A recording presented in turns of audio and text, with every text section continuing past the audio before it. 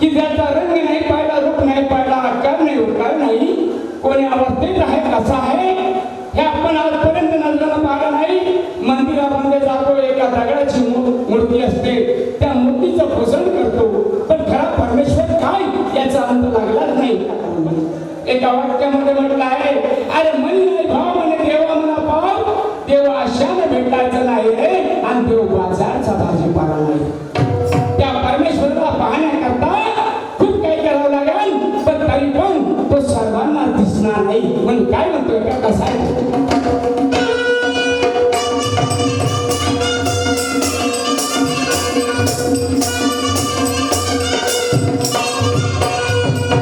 लिखा है वेद पुराण शास्त्र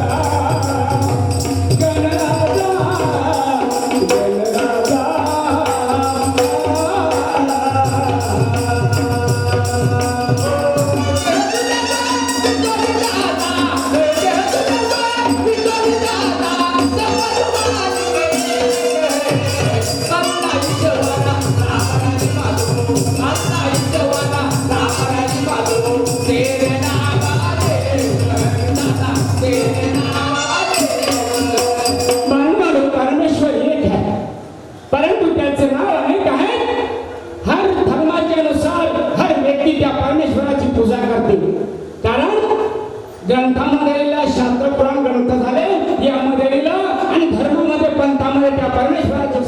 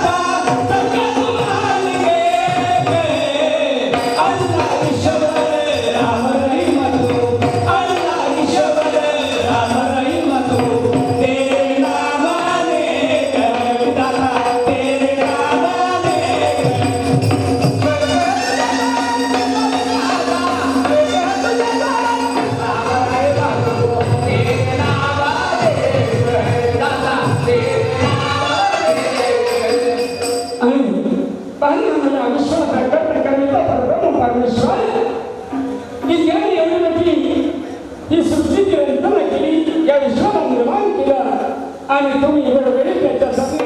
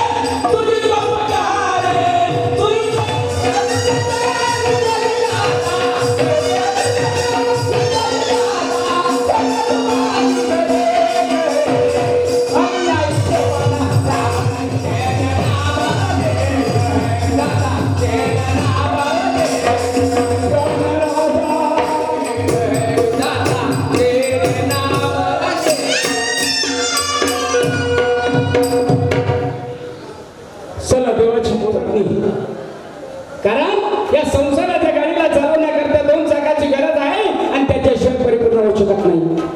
म्हणून म्हटलं आहे संसार एक गाडी चालवी ती आडी पाडी, या गाडीचे चालक आणि पती पत्नी हे मालक. या दोघांशिवाय या जिंदगीचा गाडा चालत नाही. पण काय करता कधी कधी अशी परेशानी येते समज काही लोकांना एवढ्या समस्या भोगावं लागल्या, एवढी परेशानी भोगावं लागली आणि अशी तंगी आली, बिमारी आली का माणसाचा हा गाडा जागच्या जागी राहतो. तंगी किंवा बिमारी या गाडीचे टेन्शन आहे, पण काही कामांना जडलेले बरबादीचे व्यसन. कोणी दारू पेटे आणि तसंच चांगलं पाहिजे म्हणून काय करता घडामोडी होत असते. पत्नीचे आजार विचार बरोबर वाटले नाही म्हणून तिला दोन शब्द प्रेमाचे विचारतो, आपले विचार सांगून देतो.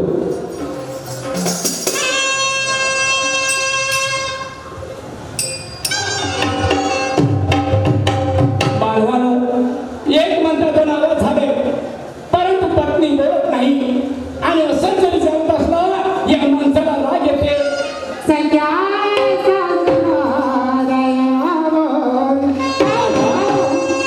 एक मंत्र दोन वेळा दिलं काय करत होती? घरामध्ये काम करत होती. घरामध्ये कामधंदे करत होती. झाले कामधंदे आटपले? आटपले हो आटपली ना सर्वच. घराची काम आटपली. काही नाही का तिने पाच बसली.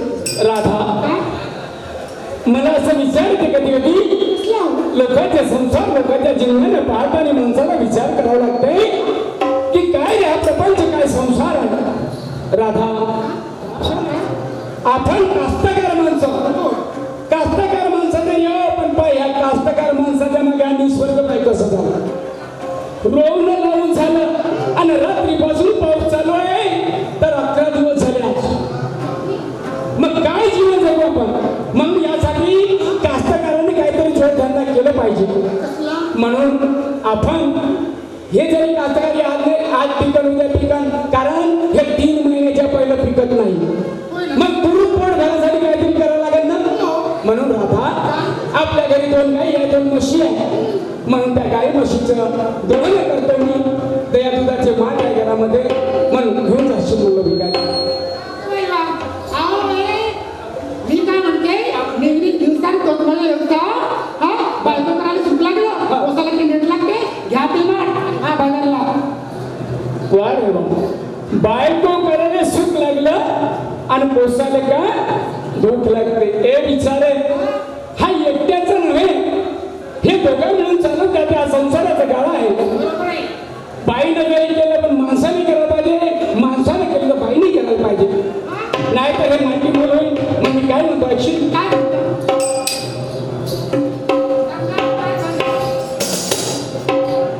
राधा हे सोन्यासारखं संसार आहे आणि या सोन्यासारख्या संसाराला माती मोल जरी केलं तर काय फायदा. म्हणून काय म्हणतो तुला प्रेमाने समजावतो. अगं सोन्यापरी संसार अगं सोन्यापरी संसार माती मोल करतील तू. सोन्यापरी संसार माती मोल करतील ग.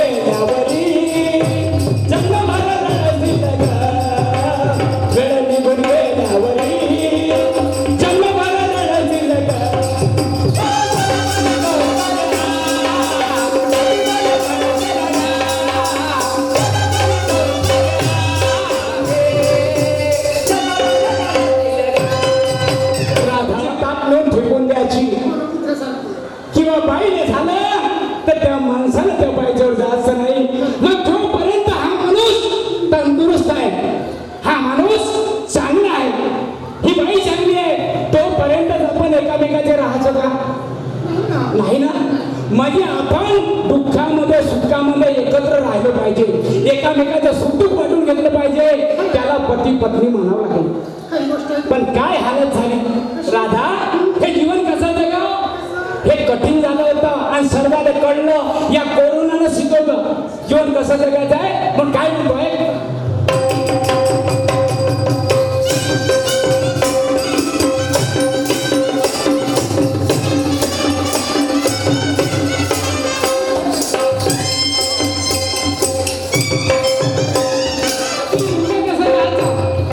नाही तर स्वार्थी सर्व असतात. स्वार्थासाठी जीवन जगणं सत्य नव्हते. थोडं वास्तविक स्वार्थासाठी जगतात, पण दुसऱ्यासाठी जगलं त्याच्यामध्ये आपल्याला काहीतरी भेटल म्हणून काय